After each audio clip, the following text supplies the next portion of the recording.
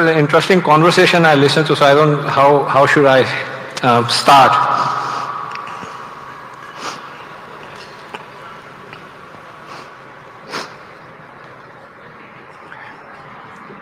Just to wake some people up, you might have slept after lunch. I disagree with most of it. I mean, half of it is not true for infrastructure, the other half doesn't matter.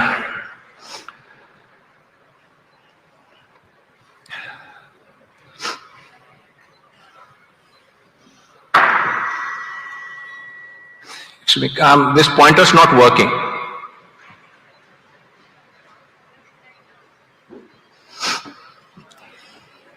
Okay, it's slow. I will just give you a different perspective to run through the story of Indian infrastructure in a slightly different context of how infrastructure was seen globally as it developed, specifically as private infrastructure developed around the world, starting in a big way in Australia, where large amount of private investment got into key infrastructure assets, and how we have seen this within the context of Adani.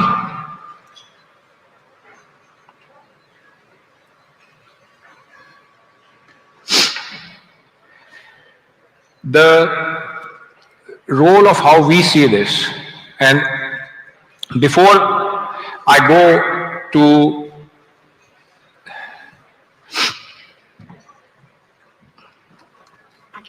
this one works?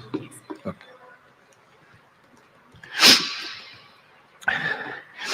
And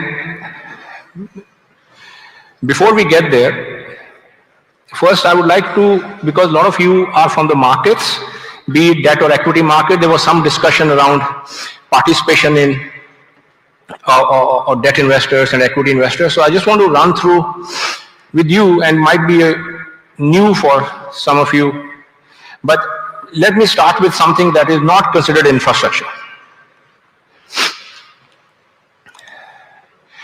Most of these companies you would know: HUL, Godrej, Tata Consumers, Procter & Gamble, ITC. They have something in common. All of these companies are part of FMCG index.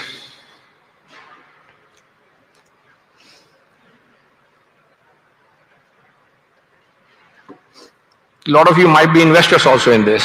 So just to recap for you,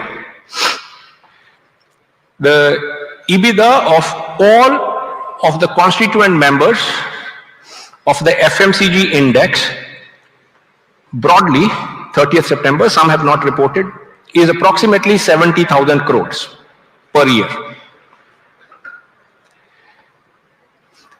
FMCG as a sector, this grows at about 11%.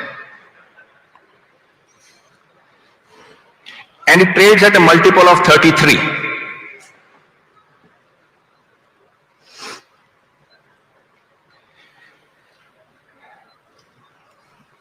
All of you are well aware of it.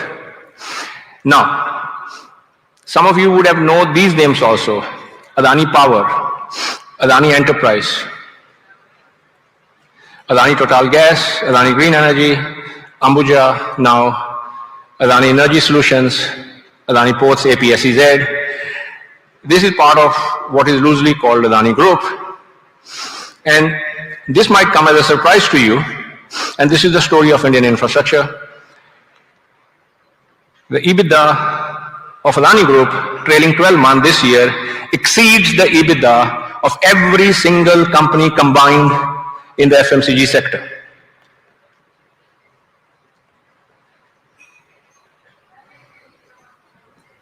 The entire index makes less cash than us. We grow at about 26%.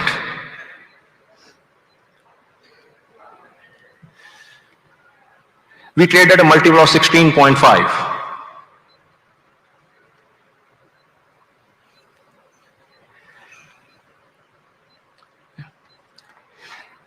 Now, just to give you the comp, much higher growth, much higher multiple. Yes. So the infra story over the next 25 to 30 years in India will be a story of extraordinary wealth creation. And this story has just started.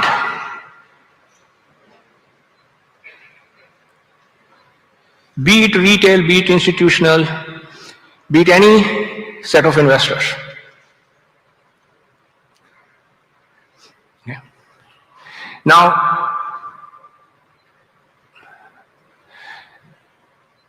you might say, okay, well, this could be 1 year. It's not 1 year. I started looking at this from the concept when I became Group CFO of Adani in 2019. And so in the background, this is broadly the thing. This is Nifty 50, Nifty IT.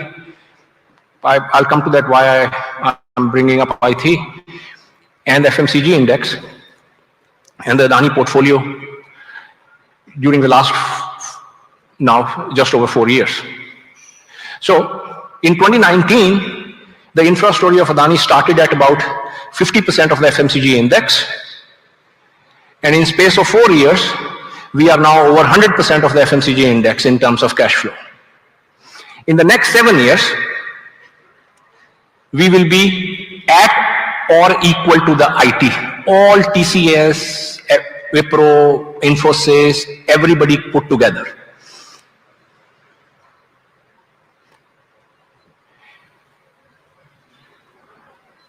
And you will see that as a platform, we trade at the least multiple of all, including Nifty 50. Now,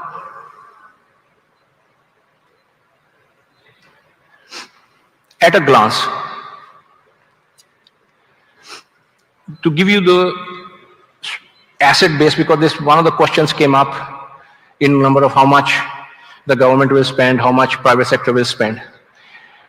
At the portfolio level, we have an asset base of about 4.5 lakh crore. It's built on equity. About 60% of our asset base is funded by equity. So at an asset level, our equity is 60%, debt is 40%. But at portfolio level, we earn about 15.66% from an EBITDA basis on this asset, so we make 71,253 crore, which we made in the last 12 months. Interestingly, since I mentioned the last 12 months, last 9 months of them have been interesting. But in infra, it doesn't matter. Anybody can do anything. Utility cash flows will continue. All this fiction will end. Our leverage at a portfolio level is 2.53 on multiple as of our EBITDA. And as a fast-growing infra platform, we have to spend a lot of cash. We carry a lot of liquidity. About 45,000 crore of cash is in our opcos, which is equivalent to about 20% of our gross debt. And majority of our growth comes from internal cash. We will spend in the next 10 years approximately 7 lakh crores investment. We actually have the capacity to invest about 20 lakh crore. But that much capital investment, you require high quality vendors, and we don't have those high quality vendors. So it will take us time to develop the vendor pool. And as we develop the vendor pool, our capex will go up. And if we manage our core strengths of execution and operations to run infrastructure properly and develop infrastructure properly, in the 25-year period, we ourselves will invest close to 80 lakh crores. A majority of it, this is our cash flow in the next 10 years, which will be excess cash that will be available to us. So we had L&T person here saying, L&T is a book of about 1.5 lakh crore construction. We ourselves, just Adani, our own internal construction program is about 1.1 lakh crore. that we do currently internally. So this, we would like to push it to 2.5 lakh crore, but it would require us to develop about 40,000 new vendors. So currently our vendor pool is about 40,000 vendors. We need to have about 80 to 85,000 vendors across the country. This, why I started with FMCG and wanted to come to infra is to give you a perspective on infrastructure which is different to what you normally might hear. And that is how did we grow as infra faster than FMCG, faster than IT services, faster than Nifty, faster than any index in India? How did this happen? All the problems were also there last years, that COVID, supply chain, this, everything happened. But how did this growth occur? Now this, to start off with, is a national footprint with deep national coverage. So our businesses are set across virtually about, give or take, about 90% of the GDP and about 82% of the people. The platform itself, and this is where the link with FMCG, the platform itself serves 32 crore Indians. 320 million Indian people use one of our assets every year. So approximately 25% of the population. Okay. So on average, if you divide 71,000 to odd crores with 32, is 5, give or take, on average Indian pays us about 5.66 rupees per day. And I know it might be harsh for the ego. They don't care what FT writes. They don't care what Bloomberg writes. So this is the core value of infra. Infra is used by you, me, everyone. And this is where the strength and the value of infrastructure comes from. You might hear all the fictional stuff. It comes from PPAs and having contracts and having this. All of those carry moral hazard. If you can build infrastructure, high quality, world-class infrastructure, and price it the level at which the consumer can use, contracts mean nothing. It's a euphemism for banking, and we don't invest because of banks.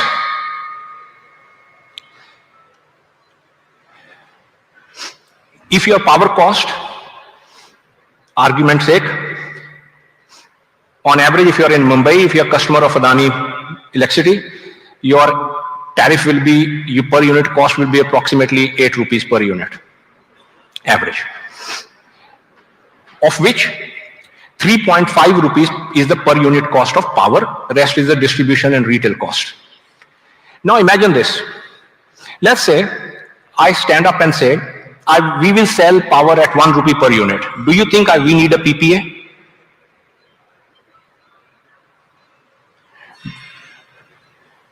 Okay. If the power was available at 1 rupee, do you think we need PPAs?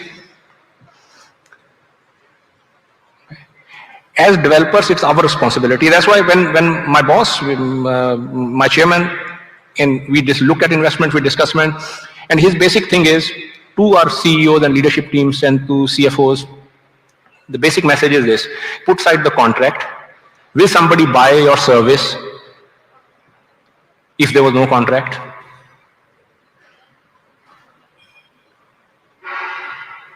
If the answer is yes, it's a viable project. If the answer is no, you are landing yourself in some trouble somewhere down the line. Moral hazard of the contract's too high.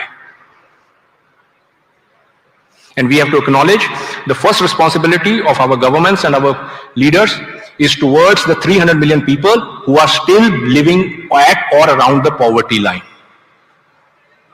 not to some business. So it is our obligation as business, as investors, to put together a business framework by which the moral hazard disappears. And once it disappears, then there is no contract necessary. So I'll give you one example. Why we can look at value. In Adani Enterprise, we have our airports business. Airport My colleague was here before. So I just thought I'll use that as an example. Air journeys in India, approximately 15 crores.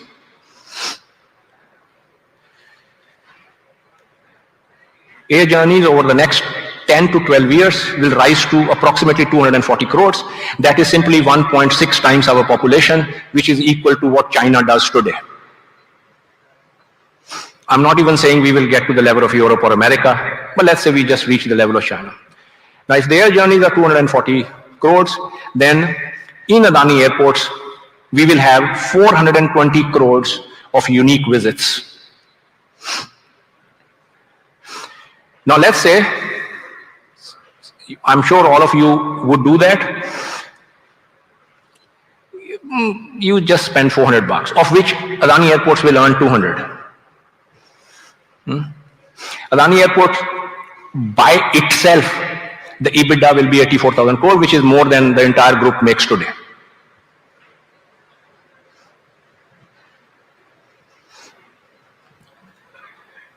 This is the promise of India, the power of Indian consumer, and the story that all of us will participate in the next 25 to 30 years. And this is why it's the story of the aspirational rise of India that is propelling infrastructure. And I must add the courage of the current Prime Minister to institute microeconomic reforms like GST payments, India's tax, etc., which were held back prior to that for 14 years.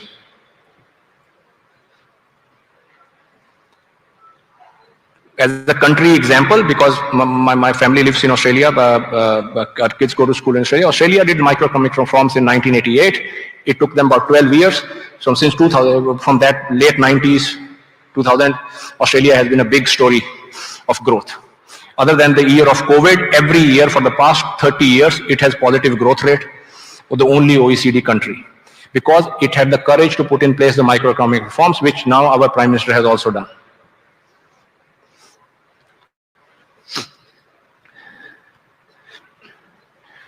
So, infra is nothing but the FMCG of services. So, you will not have a panel of HUL,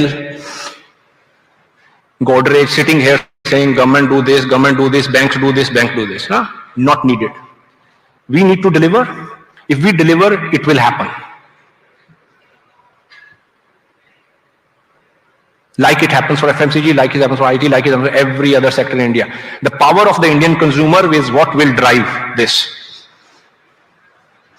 And government has done its part, which is since the time of Narasimha Rao and Dr. Singh, that they put in place macro level reforms, and then PM Modi has now done the micro reforms. The government has done its bit. Now it's our turn to do our bit, to run high governance, high risk management programs, and run businesses consistent with to serve the Indian consumer. So I wanted to not take too much time just talking, so I wanted to finish this quickly. I'm happy to take questions if you have. Thank you.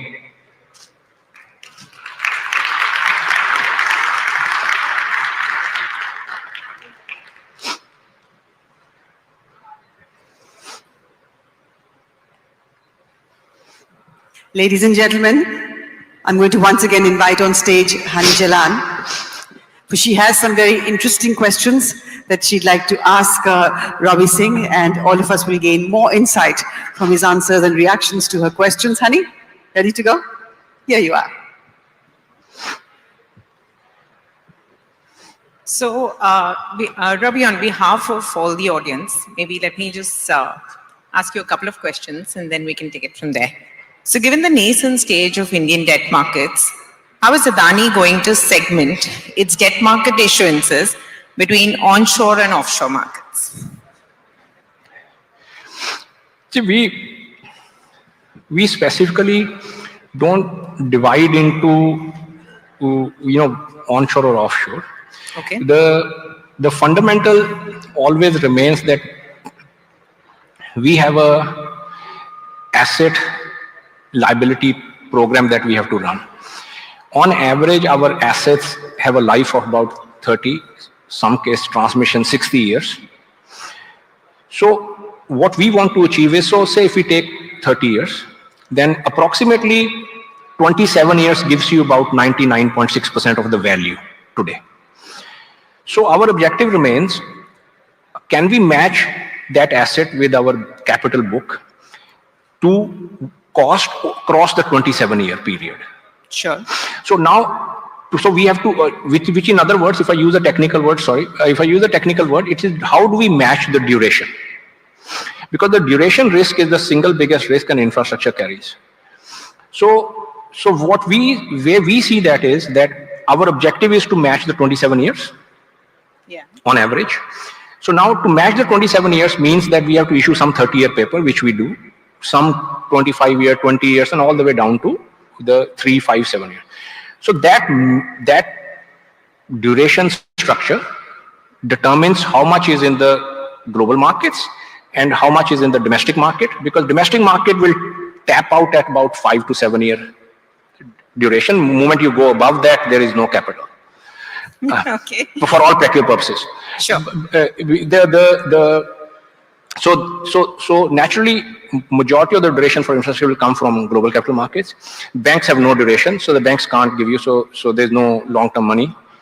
And so that means that from global and domestic capital markets point of view, for every 100 rupees of capital we raise, approximately, give or take, about 80% will be in global capital markets and about 20% in domestic markets, so that we can remain close to the duration. That also is a sizable amount coming into Indian debt markets. Sorry? That's a sizable amount coming into the India markets. We will progressively, it will take time, because whilst the Indian capital markets understand corporates, or debt investors understand and equity investors understand corporates very well, the understanding of infra and utility is very poor. Therefore, we are prepared to spend time, and I think we should spend time. Sure. In that sense, whilst I myself live in Australia, I'm nationalistic in terms of India. I think that we should have Indian investors invest in Indian infrastructure, because if the wealth creation should happen for Indian infrastructure, Indian people should make money, and the wealth creation needs to happen here. So I think it will take us 3 to 5 years to get to where we want to get to. Currently, we are about 6% of our issuance in Indian market. We'd like that number to be close to about 20%. So just to further move that ahead, and let me just ask is that, so what can we look at as Indian investors, or what should market look at in terms of which entities that we could see from the portfolio of the Adani Group that could in the near term come to bond markets? You have a large portfolio, so if you can give us some. I'm just trying to understand I have to understand to clarify my words, because if somebody from SEBI is saying, oh, this is recorded, they say, oh no, you disclose something which you shouldn't have. What we have flagged is that so Adani Ports, Adani Green Energy, Adani Energy Solution, which is transmission distribution business. Sure. Adani Power. Okay. And from within Adani Enterprise, airports, and maybe roads. So we'll give or take about 6 entities of the Adani Group that we could see. Now, how we sequence them, I know what we want to do, but I can't. But how we sequence them, it's a disclosable event. But those 6 entities, we'd like to. These are prime assets of India. Say Adani Ports, it handles 30% of India's cargo. Adani Airports, handles 30% of India's passenger and air cargo. Adani Green is the largest renewable power company.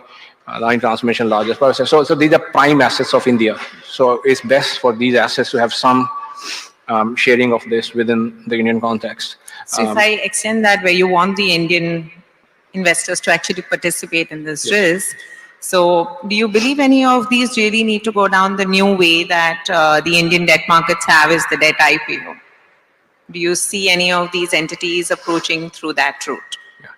I think what you refer to, what I internally discuss with my team, is the disintermediation to people. I am of the firm believer that the sooner we are able to disintermediate to people, the better we will be. Yep. I am not because I've seen this in my journey. The aggregation risk in relation to mutual funds, etc., is very high, and therefore, bigger the retail participation, bigger the disintermediation directly to people, the better it is, because it impels, once you're in the retail market, it impels a disclosure standard which is higher. So are you sharing me some names which are coming to market soon? We would like to. Okay, we'll wait for that. So thank you everyone, and thank you Robbie so much for this inciting session. And Hani, may I please request you to thank him with a token of our appreciation, a memento for his presence here at IDCMS 2023. Ladies and gentlemen, if you would like to put your hands together for Robbie Singh, for kindly consenting to give his time and share his valuable insights here with us in this session titled The Adani Group, the Infrastructure Role. Thank you very much. And thank you, Hani, for doing the honors. With that, we head straight into the next session, ladies and gentlemen, that puts the focus